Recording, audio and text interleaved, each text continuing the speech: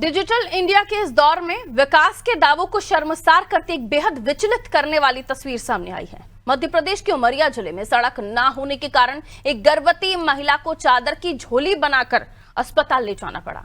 आजादी के दशकों बाद भी बुनियादी सुविधाओं के लिए तरसते ग्रामीणों का दर्द अब सोशल मीडिया पर वायरल हो रहा है। ग्राउंड जीरो से देखिए देवरा गांव में सिस्टम की लाचारी और ग्रामीणों के आक्रोश की ये रिपोर्ट।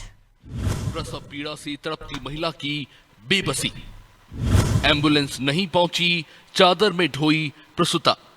बारिश में कीचड़ का टापू बना देवरा गांव, सिस्टम की लापरवाही से ग्रामीण आक्रोश में। बदहाल सड़क पर महिलाओं ने रोपी धान, कागजों में करोड़ों का विकास, जमीन पर लाचारी। पीएम जनमन योजना के काम पर बड़ी सवाल। शहीद के गांव में बुनियादी हक के लिए जंग। कब जागेगा प्रशासन, कब मिलेगी पक्की सड़क। मध्य प्रदेश के उमरिया जिले का देवरा गांव, जो देश के लिए जान न्यौछावर करने वाले शहीद स्वागत भूप सिंह के नाम से जाना जाता है, लेकिन आज ये बेगा बहुल गांव विकास की अधूरी और बदहाल तस्वीर बयां कर रहा है। यहाँ एक गर्भवती महिला को अचानक प्रसव पीड़ा शुरू हुई। परिजनों ने तत्काल 108 को फोन किया, लेकिन बारिश के कारण गांव की सड़क दलदल में तब्दील हो चुकी थी। खस्ताहाल रास्तों की वजह से एम्बुलेंस गांव के भीतर ही नहीं जा सकी।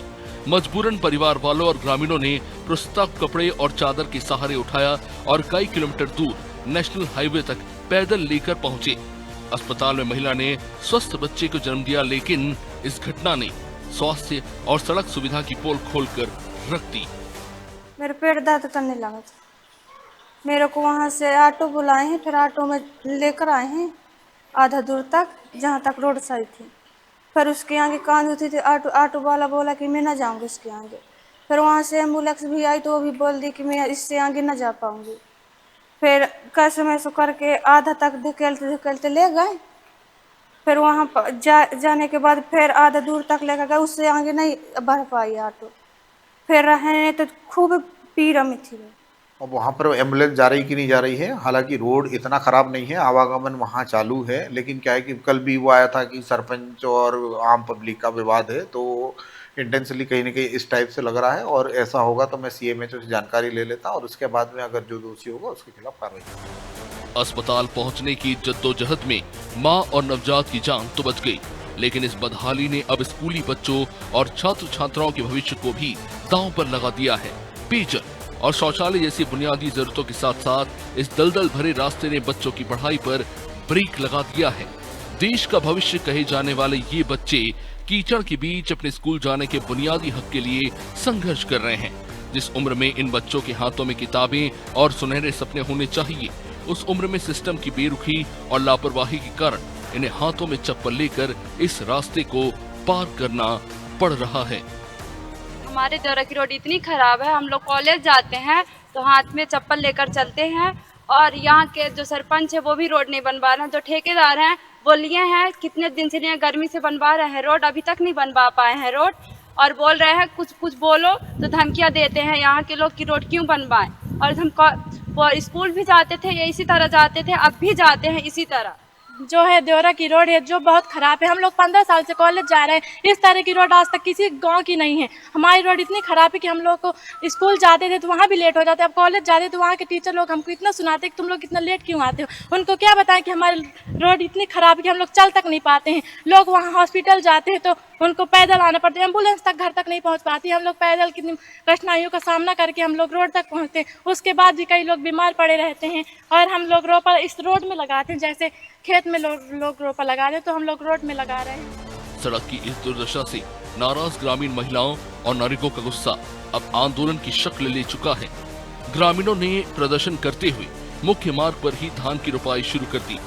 वहाँ के लोगों का ये कहना है कि ये सड़क नहीं बल्कि खेत बन चुकी है, जहाँ लोग आने जाने के लिए पूरी तरह तरस रहे हैं। प्रधानमंत्री जनमन योजना के तहत यहाँ करोड़ रुपए की लागत से सड़क स्वीकृत तो हुई, लेकिन कछुआ चाल और प्रशासनिक लापरवाही की कीचड़ में ग्रामीण अपने हक के लिए सड़क पर उतर आए हैं। जनता ने सोए हुए सिस्टम को जगाने की अपनी आखिरी कोशिश कर दी है।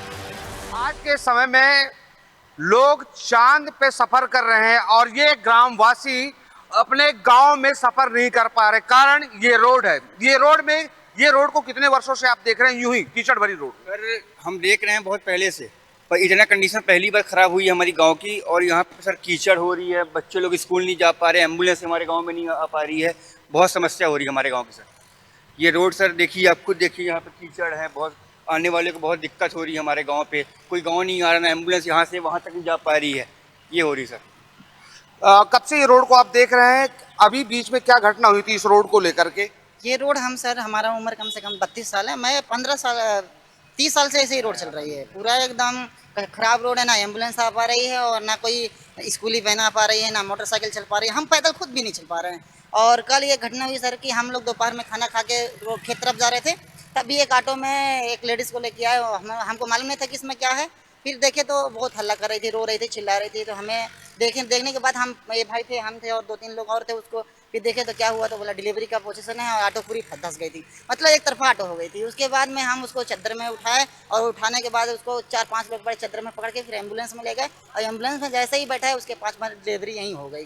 खैर हम सरकार से निवेदन करते हैं कि हमारी रोड जल्द से जल्द बने और जो भी इसमें गलती हो, जिसके ठेकेदार हो चाहे कोई भी हो, उसकी कड़ी से कड़ी सजा दी जाए। यहाँ पे लोग काफी परेशान हैं, अपनी समस्या आखिर किसे सुनाएं, अपनी पीड़ा हम किसे सुनाएं। इनका काफी समय से, काफी लंबे समय से मांग रहा है कि इस रोड को कम से कम, इस गांव की रोड को सुधार किया जाए, इस गांव के रोड को बनाया जाए। लेकिन शासन प्रशासन का इस ओर ध्यान आखिर क्यों नहीं जा रहा? मैं दीपक विश्वकर्मा, आनादि टीवी, उमरिया।